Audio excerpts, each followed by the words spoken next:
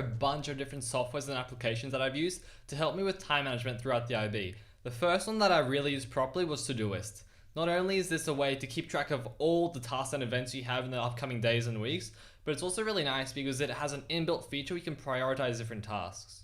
For example, you have an inbox every day where you have the tasks due for the day and they're ranked in the different priorities, red being the most important and blue being the least important. As you'd expect, it is super simple to use. All you have to do is go to a subject. For example, let's do geography. Let's add a task, due November 2019 past paper. Let's make that today. And let's give it a priority of 2. So now, as soon as we do that, immediately we can see it on today. And as you'd expect, it's super simple and it does the job well.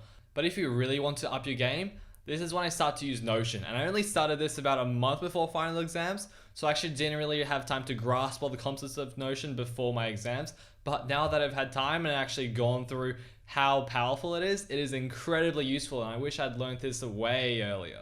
Alright, let's pop over to Notion, and I've named it 45 Here We Come. It's almost become my catchphrase, I've used it so often. So essentially what you can do is that I've listed all the different subjects in the order of last time in which I studied. For example, you can see that the last time I studied English was on the 6th of October. So it comes up straight up the top, whilst Chinese is the most recent one I've studied on the 26th of October. So this way it also helps with spaced repetition because I can actually see which one I should study first. And I've also got the priority I've set next to them. For example, I know that Chinese is the one I need to focus the most attention to, whilst geography and Spanish I'm not so concerned about. That's why I've got the 3 and the 2. So if we scroll down, we can see daily revisions. So these are things I want to do every single day. I've got a Quizlet for Spanish, I've got a Quizlet for Chinese, and I've got a Quizlet of definition for physics as well. Things I just had to memorize, know off the top of my head, get an easy couple marks. Now if we go within each subject, for example, let's go into maths. So when I go into maths, we can see that I have different columns. I have, as I mentioned earlier, different topics according to how much I've studied them and how well I know them. For example, at this point in time, I still hadn't done the calculus option, so that wasn't in not started, and then of course in progress and completed. That way you can see at a glance what topics you have to revise. And then as you scroll down, I did this for every single subject. I did topics which I knew that I found hard. For example, in maths, I found the Lagrange error, the integrating factor method at first super confusing.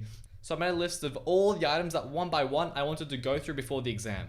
Now if we scroll down even further, you'll hear me talk about this later on as well, but it's making a list of hard questions. So for example, whenever you see or whenever someone sends you a hard question, or whenever you do a past paper with a question that is incredibly hard or even challenges you a little bit, you want to make sure that you note it down. Even if you get it right, if it's a tricky question that extends your brain, extends your thinking, or it's a bit out of the box, you want to make sure that you keep note of it so that before the exam, instead of wasting your time on doing random questions that are super easy, you could do off the top of your head any day, you're only doing really challenging questions to get your brain thinking that way. I ended up getting a pretty comprehensive list, which was really useful because the night before, it means that I knew that if I could do every single one of these questions, I'd be pretty set for the next day.